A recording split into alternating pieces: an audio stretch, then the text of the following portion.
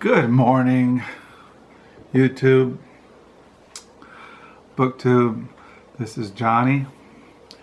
It is here in West Michigan. It is October the 17th, 9:32 in the morning on a Sunday. Here it's supposed to be a sunny day, which is kind of a blessing. It's supposed to be sunny today and tomorrow. So my wife went to church this morning. Some people always ask me why you don't go to church with your wife. And that's a long story, and you can find that story in other videos. But I would go to church. I would go to a church this morning if they read the Bible, just read the Bible, sang Psalms, the Psalter. There was a time of contemplative prayer, of silence during the worship service. And then there would be a prayer for the congregation, for the community that the church is situated in, and then the world. And then maybe there would be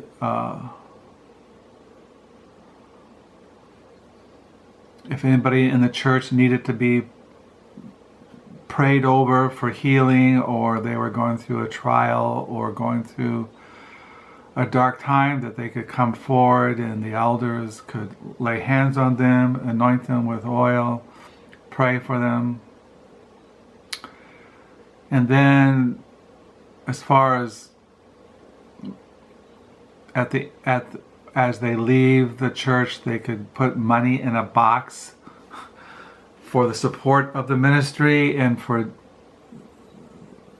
a poor box, and money for the community, people who are poor, people who need food or housing or clothing, things like that. I suppose I would go back to primitive Christianity, the way that the early church in the New Testament, when they gathered together. They gathered together in a house church, and there was always singing of spiritual songs and psalms, and there was somebody would exhort and someone would teach from the Bible or the Old Testament, or read one of the epistles of the Apostle Paul, and then there would be an agape feast, the breaking of the bread and the drinking of the wine, a remembrance of the death of Christ, things like that. We know that, did the early church, New Testament church, have a theological system like Calvinism or Arminianism?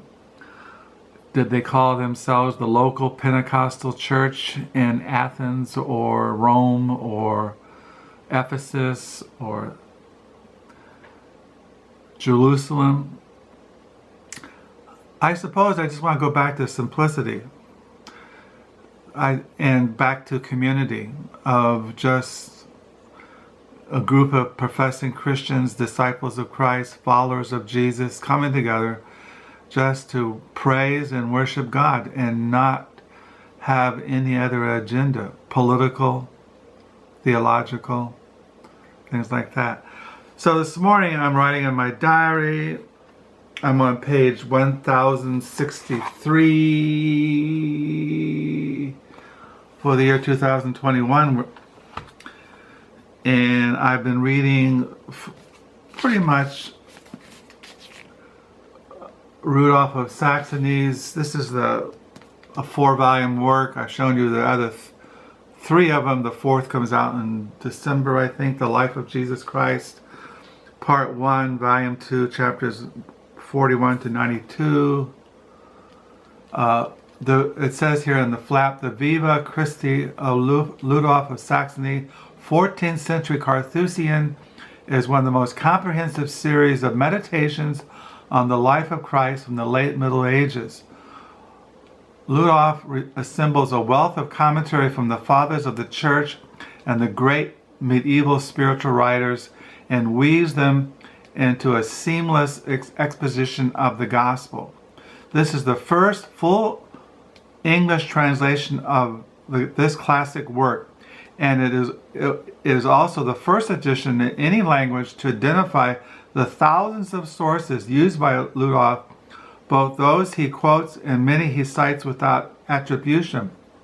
It would be of great interest to students of Christian spirituality, but is intended, as was the original text, for ordinary believers seeking to enter more deeply into the meaning of the life of Christ. And that's why I like this. So often as a Christian, and I've been a Christian 50 years, you read over the Gospels, and you're so familiar with these stories, these historical accounts of the life of Christ and his teachings.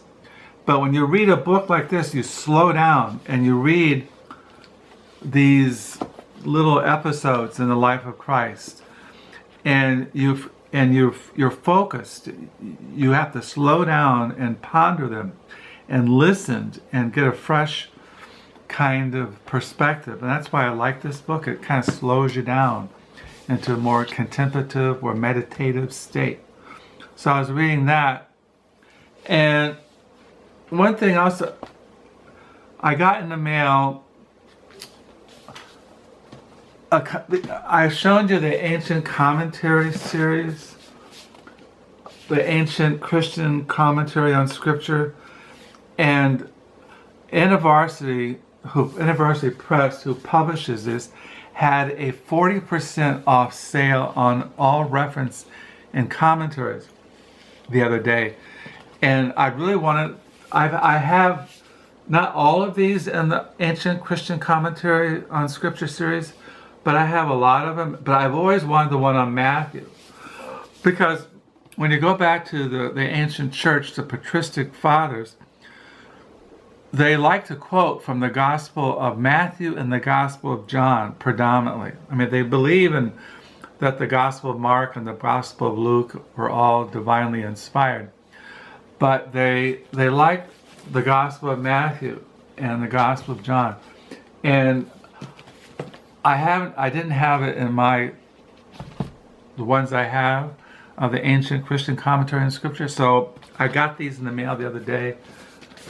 And the reason, and I told you that after the University Press did the Ancient Christian Commentary on Scripture, they started doing the Reformation commentaries on Scripture and looking at the Reformers. Now, as I said, when the University is putting out these Reformation commentaries, they're not strictly comments from the Reformers, but from Anabaptists, Catholics, Puritans, Lutherans, and so it's not, they don't strictly quote Calvin or Bullinger or Zwingli. They quote Catholics and Anabaptists and Lutherans, and they quote also the Puritans. So I got this. Now the point is that in November of this year, they're coming, in the Reformation commentary, the one on Matthew is coming out. So my plan was to read this along with the Reformation one, in starting in either December or November. As I said, I've read through the Gospel of John and the Reformation Commentary series, which is a 2-volume one, and I've been reading through the one on the Gospel of Luke and the Reformation series along with this. Now, the reason why I don't have the Luke one with me is that right now, primarily, Rudolph is going through the Gospel of John. Like this morning, the chapter I'm on chapter 84. And it says, Jesus' words incite his enemies to want to stone him. And it's on John 8, verses 12, then 28 through 59. So if he was quoting from Luke, we're going to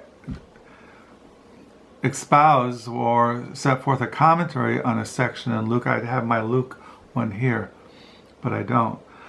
And what else I got in the mail, I was going to show you, is I got this book in the mail.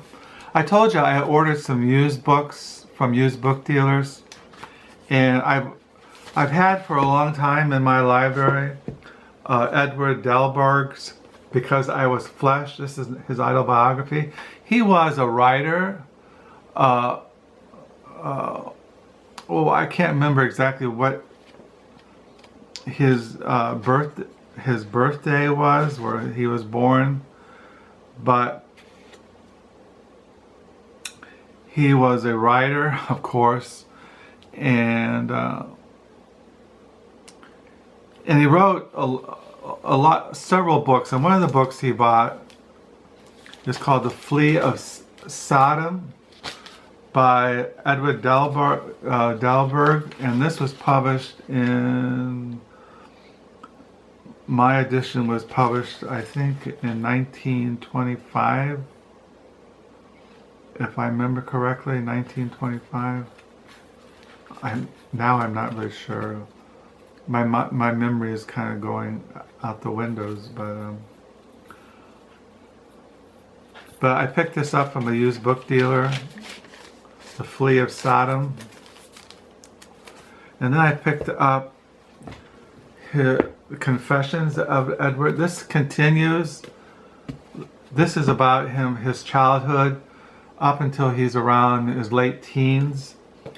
Because I Was Flesh, an autobiography of Edward Dahlberg. And then this takes up the rest of his life up until he was 40, I think. It says here in the back, at 19, I was a stranger to myself. At 40, I asked, who am I? At 50, I concluded I would never know. So begins the Confessions of Edward Dahlberg, the brilliant literary autobiography of the writer who has been described as a classic, the literary phoenix of his generation.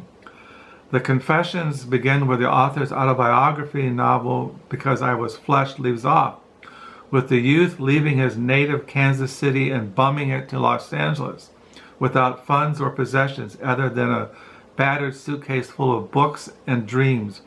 What follows is an extraordinary self-portrait of the artist as a young man, related in a fantastically brilliant way, now tragic, now wildly comic. The second part takes us to Paris, Dahlberg's beginning as a novelist, his encounters with D.H. Lawrence, T.S. Eliot, Ford Madox Ford, and others. The third part tells of Dahlberg's return to New York during the Depression, his friendship with Theodore Dreiser, Sherwood Anderson, and Evelyn Wilson, and others. His development as a radical writer and eventual repudiation of politics. A triumphant work, Kirkus Reviews. So I got that in the mail. I also have a biography on him of Edward Dahlberg, The Wages Expectation, the biography of Edward Dahlberg by Charles DeFanti. So I got this. And I got this. I told you I've been collecting trying to get all his books. Alexander Theroux. This is his first novel, The Three Wogs. And I've been reading this one, Darconville's Cat by Theroux. I've been reading this pretty steadily this week. Well, now last week. So I got this one, The Three Wogs. This was published, when was this first published? 1972. So I got those in the mail. And then I got some music in the mail. Oh, one thing else, I got some fresh pens in the mail yesterday I'm always love pens because I'm a writer. Yeah, well, and one thing else, a friend of mine found this at a thrift store. It's a John Calvin bobblehead. Is it bobblehead? He said he saw it in the thrift store and he thought of me. So I got that. But I got in the mail the new Starflyer 59 CD. Starfly 59, he's been one of my favorite artists, musical artists, for a long time. And this is his new album, The Search of Vanity, Starfly 59. It's kind of like dream pop. It's some kind of, it reminds me of somewhat of like, kind of like 80s kind of music. A little, it's not indie rock, but I call it, it just has his own, I just really always like his music. And these are all the CDs I have by him. I have his, I start reading him a long time ago. This one came out in 1997. This is his album. Anyway, I'm not going to read all of them, but I have almost 1, 2, 3, 4, 5, 6, 7, 8, 9, 10, 11, 12, 13, 14, 15, 16, 17, 18, 19 CDs of Starflyer 59. Yeah, I've always been into him. I got into him a long time ago. I say maybe 20 years ago. At least, maybe even 30 years ago. No, at least 20 years ago. I got into Star 59. He puts out albums. He's like in his 50s.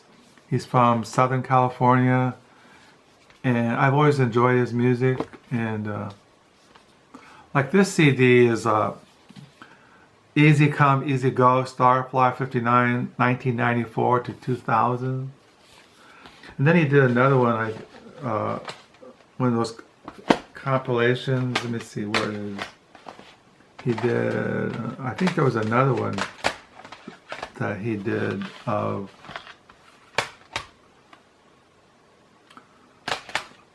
oh, I don't know. Anyway, I got Starfly 59, and I also got in the mail another thing. This is the box set. This is a reissue. There's a group called Have a Nice Life, and they did this record a couple of years ago that wasn't on my radar until just a couple of years ago. They did an album called Death Consciousness, and they reissued it in this box set with the this is the album cover, Have a Nice Life, Death Consciousness. And they reissued it with this booklet. And it's a treatise on really a false religion. I don't know, it's hard to explain, but it's kind of interesting. Yeah, I got this in the mail. I have their other records on MP3s. They sell out really fast. They don't put that many out. When they put an album out, they don't put that many out. So they sell out really fast. So I got this in the mail this week. Have a Nice Life, Death Consciousness. So I got the new Starflyer 59 and In Search of Vanity. So I got music, I got books, I got pens, I got paper, I got Jesus, I got Calvin. And it's a new week. The sun is shining. And I'm feeling okay still. Like I said, I take one day at a time. This is the day the Lord has made. I will rejoice in it and be glad in it. I'm always kind of trying to be positive, not give in to negativity, to just be thankful for each day the Lord gives me with my wife and my children and grandchildren. Last night we had FaceTime on Carol's phone, and little Lilia, our new grandchild, she's doing great, and little Nora there in Denver, who's my Bethany, our daughter's fourth child. I think she's going on 6 months, something like that. So the Lord is good. We have 7 granddaughters and 1 grandson. Jack is I I think Jack is 4 or 5. He is the son of our daughter Beth and her husband Andy. Beth has Louisa, Margaret, Jack, and Nora. Josiah and Hannah have Marika and Lilia, and our oldest son lives down the street, Caleb and Emily. They have Josephine and Cora Lee. So the Lord has been good. So I hope you'll have a good new week. Do thank you for the new subscribers. And I do have used books from thrift stores in the Book Nook, the library used bookstore, but I will show those in future videos, Lord willing. I just want to show you what I got in the mail. I got the Ancient Christian Commentary and Scripture on Matthew. There are 2 volumes. I'm excited about that. And I got the writings of Edward Dahlberg, the Flea of Sodom, and I got his Confessions, and then I got the first novel of Alexander Theroux, The 3 Wogs, and I got some music, and I got some pens, and everything is good. So I thank you for your comments. Thank you for your support. Do pray you have a good new week, a good reading week. And until next time, bye.